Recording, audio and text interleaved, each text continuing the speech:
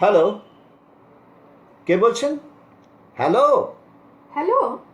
আচ্ছা, এটা কি রজত বসুর বাড়ি? না তো। আপনি কে বলছেন বলুন তো? ও, না মানে, কিন্তু উনি তো আমাকে এই নাম্বারটাই দিয়েছিলেন। কি জানি, তাহলে বোধহয় রং নাম্বার হয়ে গেল। কিছু মনে করবেন না প্লিজ। আচ্ছা, রাখছি। তাই হবে মনে হয়। আপনি আরেকবার নাম্বারটা চেক করে নিন বরং। হ্যাঁ, ঠিক বলেছেন। ধন্যবাদ। রাখছি। রাখবেন? তা রাখবেন তো বটেই, কিন্তু জানেন, যদি ভরসা দেন তবে একটা কথা বলি, কিন্তু কিভাবে যে বলি, মানে বলছিলাম যে বলাটা কি ঠিক হবে? আরে বলুন না, এত ইতস্তত করছেন কেন? আচ্ছা, এটা কি মানে কোনো আলাপ করার পদ্ধতি? দেখুন, এভাবে বলবেন না, আমি কিন্তু সে ধরনের লোক নই। আচ্ছা থাক তো। আরে বাবা, বলুন তো। ঠিক আছে, ভরসা দিলাম। কিছু মনে করবেন না যেন, ভুল কিন্তু আমারও হতে পারে। উফ, আসল কথায় আসুন তো। আচ্ছা, বলছিলাম আপনি কি আবৃত্তি করেন? তা একটু আধটু মাঝে মধ্যে করি। হঠাৎ এরকম একটা প্রশ্ন? আসলে কি জানেন, কিছু মানুষের কণ্ঠস্বর মানে জানি না, কেন জানি মনে ভীষণ গেঁথে যায়, তাই বলছিলাম। ওরে বাবা, আমি কি ব্রততী নাকি মেঘা বন্দ্যোপাধ্যায় যে আমার কণ্ঠস্বর আপনার মনে গেঁথে গেছে? তা কোথায় শুনলেন আমার কণ্ঠস্বর যে এভাবে গেঁথে গেল? কি করে বোঝায় যে আপনাকে? আহ সবাই তো সেলিব্রিটি হয় না, কিন্তু কারো বিশেষ কণ্ঠস্বর মনে একটু দাগ কেটে যায় অনেক সময়। আপনার ব্যাপারটা আমার কাছে ঠিক তাই হয়তো। কি হলো, থামলেন কেন? বললেন না তো কোথায় শুনলেন আমার কণ্ঠস্বর? সারদা গার্লস স্কুলে। অবাক কাণ্ড! আপনি তো আমাকে স্তম্ভিত করে দিলেন মশাই। আপনার কণ্ঠস্বর একটু অন্যরকম লাগতো আমার কাছে। আহ যা মনে থেকে গেল এখনো, আপনি কাবেরী মিত্র। হুম। এই দেখুন, এই সবটাই হয়তো ভুল বললাম। আহ, মানে এই এই এই শুনছেন আপনি? প্লিজ কিছু মনে করবেন না, আমি কিন্তু ভীষণভাবে লজ্জিত এভাবে আপনাকে বললাম। বাবা, কি কাণ্ড বলুন তো! আপনি তো আপনি তো সব হুবহু বলে দিলেন মশাই। ডিটেকটিভ ডিপার্টমেন্টে কাজ করেন নাকি? তা আপনার নামটা জানতে পারি কি? না না না, আমি কোনো ডিটেকটিভ ডিপার্টমেন্টে কাজ করি না। আর আমার নাম অনিক রায়। না, চিনতে পারলাম না তো। সেটাই স্বাভাবিক। পারে, অদ্ভুত ব্যাপার তো। আপনি আমাকে এতটা চেনেন, অথচ আমি আপনাকে চিনি না। কিরকম অবাক লাগছে আমার। দেখলে হয়তো চিনতে পারতেন। এই যে শুনুন মশাই, তখন থেকে হেয়ালি করে যাচ্ছে। আসল ঘটনাটা খুলে বলবেন কি?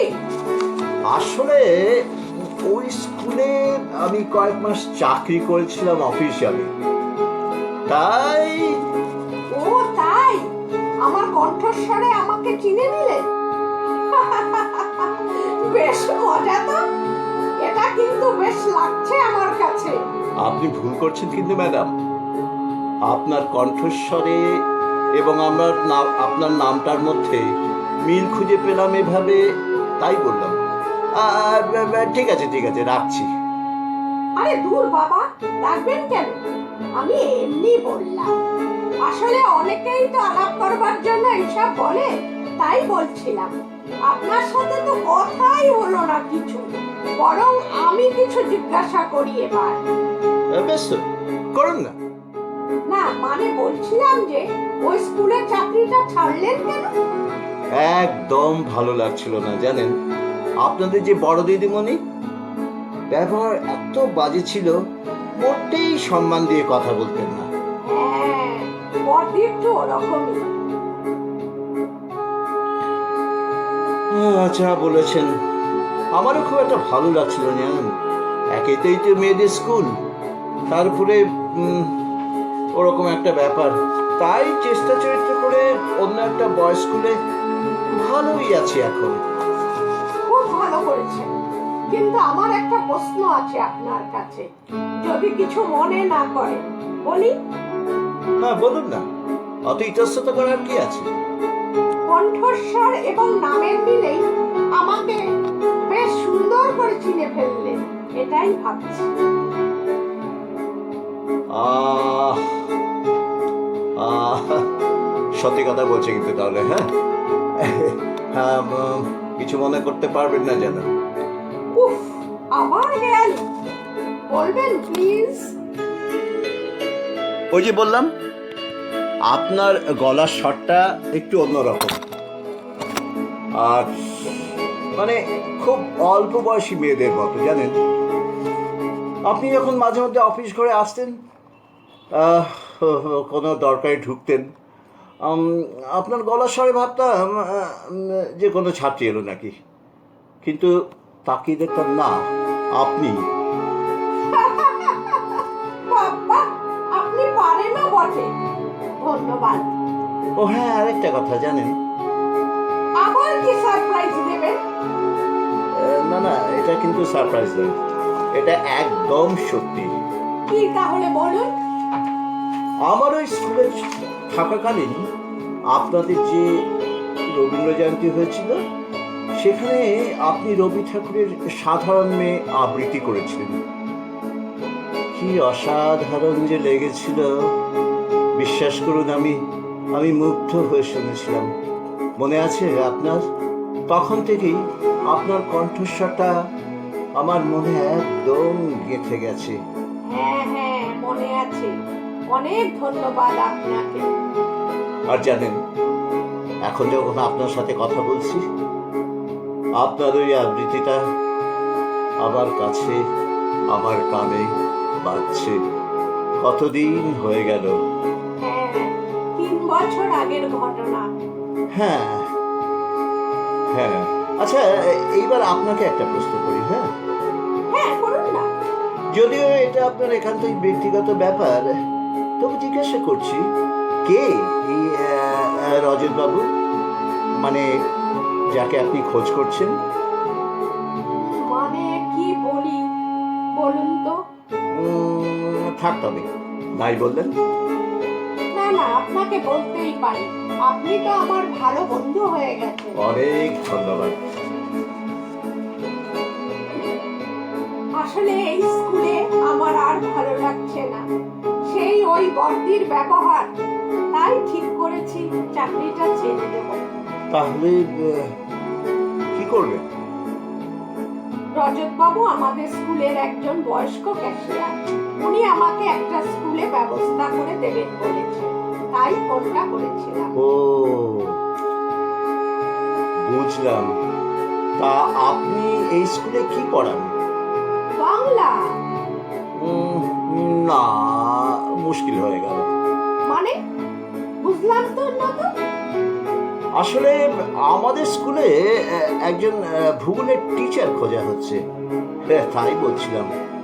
ও মা, তাই? আমার তো ভূগোলে অনার্স ছিল, জানেন। সত্যি? আপনাকে আমি মিথ্যা বলবো নাকি?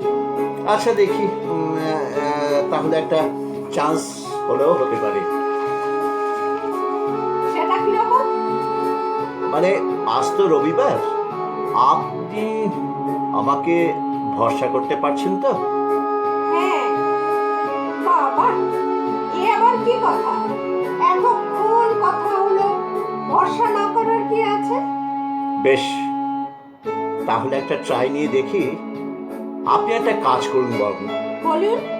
আপনার সমস্ত সার্টিফিকেটে জেরক্স করে বুধবার নন্দনে বিকেল 5টায় আমার সাথে দেখা করুন তো।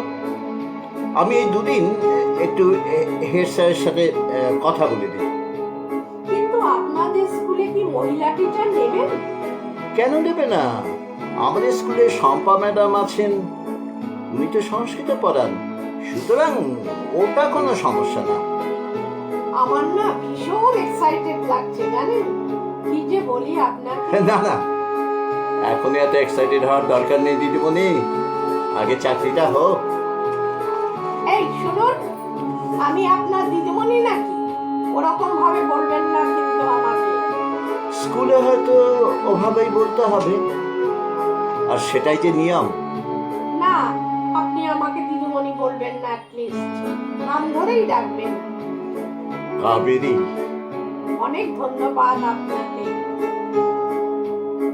না না, এখন একদম ধন্যবাদ না, বরং চাকরিটা হলে আপনি আমাকে অনেক অনেক কবিতা শোনাবেন মাঝে মধ্যে, আর শোনাবেন আমার একটি প্রিয় কবিতা। কোন কবিতা? আমরা দুজন একটি গায়ে থাকি, সেই আমাদের একটি মাত্র সুখ। তাদের গাছে গাইতে দোয়েল পাখি, তাহার গানে আমার নাচিব